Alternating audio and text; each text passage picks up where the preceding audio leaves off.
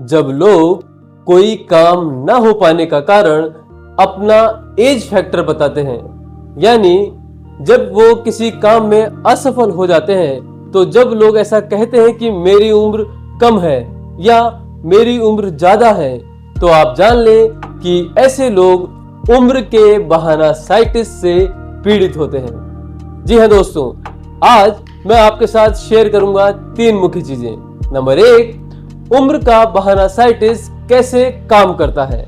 Number 2, उम्र के बहानासाइटिस से पीड़ित व्यक्ति के साथ किस तरह का बिहेव करना चाहिए, उसे कैसे संतुष्ट करना चाहिए। और नंबर 3, उम्र के बहानासाइटिस से बचने के 2 तरीके कौन से हैं। Hi, this is Arun Chaturvedi, your friend.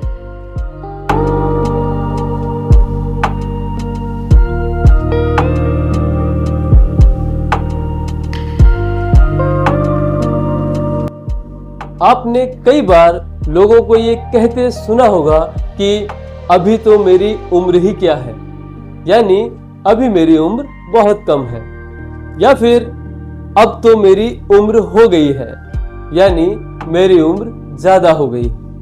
जब लोग इस तरह से बात करते हैं तो आप समझ लें कि यही है उम्र का बहानासाइटिस। बहुत कम लोग ऐसा महसूस करते हैं कि किसी काम को करने के लिए उनकी उम्र बिल्कुल सही है। ज्यादातर लोग तो यही मानते हैं कि कोई काम करने के लिए अब उनकी उम्र निकल गई है, वो उम्र अब उस लायक नहीं बची है, और इसलिए वो कोशिश करने की जहमत भी नहीं उठाते। इस उम्र के बहाने ने हजारों लोगों के लिए कई शानदार अवसर बंद कर दिए। एक बार एक साहिल नाम का व्यक्ति था जो बहुत परेशान था, क्योंकि वो पैसा कमाने के लिए 3-4 काम कर चुका था, लेकिन अभी तक उसमें कामयाब नहीं हुआ था, और अब उसकी उम्र 40 साल हो गई थी। मिस्टर साहिल अपने एरिया के एक सफल व्यक्ति मिस्टर विनय के पास गए और उनसे अपनी बात कही कि मैं अब फिर से कुछ नया करना चाहता हूं, लेकिन अब मेरी उम्र हो गई है। अब मुझे सब कुछ फिर से शुरू से करना पड़ेगा। मैं ये कैसे कर सकता हूं, क्योंकि अब मैं 40 साल का हो गया हूं। इस पर मिस्टर विनय ने पहला तरीका अपनाया। उन्होंने मिस्टर साहिल से कहा कि आपकी उम्र उतनी ही होती है जितना कि आप उसे महसूस करते हैं, आप उसे मान लेते हैं। लेकिन इस बात का मिस्टर साहिल पर कुछ खास फर्क नहीं पड़ा। फिर मिस्टर विनय ने दूसरा जादुई तरीका अपनाया। उन्होंने मिस्टर साहिल से सवाल किया कि किसी व्यक्ति की कुछ क्रिएटिव करने की, कुछ रचनात्मक करने की जिंदगी कब से शुरू होती है। तो मिस्टर साहिल ने कुछ सोचकर कहा कि लगभग 20 साल की उम्र से कोई व्यक्ति कुछ भी रचनात्मक कर सकता है। फिर मिस्टर विनय ने मिस्टर साहिल से पूछा कि कितनी उम्र तक कोई व्यक्ति कुछ रचनात्मक, कुछ क्रिएटिव कर सकता है। तो इस पर मिस्टर साहिल ने कहा कि अगर कोई व्यक्ति स्वस्थ है और अपने काम को पसंद करता है, तो वो लगभग 70 साल की उम्र तक कुछ रचनात्मक कर सकता है। मिस्टर विनय ने कहा कि 70 साल की उम्र के बाद भी कुछ लोग क्रिएटिव कर रहे हैं, लेकिन मैं कुछ देर के लिए आपकी इस बात से एग्री हो जाता हूं कि 20 साल से लेकर 70 साल की उम्र तक कोई व्यक्ति क्रिएटिव, कुछ रचनात्मक कर सकता है। अभी आपकी उम्र 40 साल की है, तो अब आपकी अभी तक कितनी रचनात्मक जिंदगी खत्म हो चुकी है। तो मिस्टर साहिल ने कहा कि मेरी 20 साल की जिंदगी खत्म हो चुकी है। फिर मिस्टर विनय ने पूछा कि आपकी अभी कितनी रचनात्मक जिंदगी बाकी है। तो मिस्टर साहिल ने कहा कि अभी मेरे पास 30 साल की जिंदगी बाकी है। इस पर मिस्टर विनय ने कहा कि इसका मतलब है कि अभी आपके पास बहुत सा समय बाकी है, आपके पास अभी 40% से ज्यादा समय बाकी है कुछ भी क्रिएटिव करने के लिए। इतना कहते ही मिस्टर साहिल को ये बात दिल तक छू गई और उनका उम्र का बहानासाइटिस तत्काल दूर हो गया। उन्हें ये अपनी आंखों के सामने दिखने लगा कि कुछ बड़ा करने के लिए, कुछ क्रिएटिव करने के लिए अभी उनके पास बहुत सारा समय बाकी है।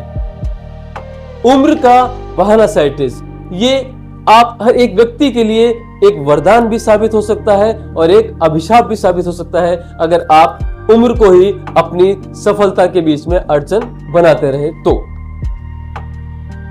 एक बार मिस्टर मनीष को उनकी कंपनी ने सेल्स मैनेजर बनाने का डिसीजन लिया। इस बात से मिस्टर मनीष बहुत परेशान हो गए क्योंकि उनकी उम्र अभी 23 साल थी और उन्हें लगता था कि ये अभी बहुत कम है। इस बात को लेकर वो अपने अंकल के पास गए और उन्हें सारी बात बताते हुए बोले कि अब मैं 8 सेल्समैनों का हेड बन जाऊंगा और उनमें से कोई मुझसे 7 साल बड़ा है, कोई 12 साल बड़ा है और कोई तो मुझसे 21 साल बड़ा है। अब मैं क्या करूं?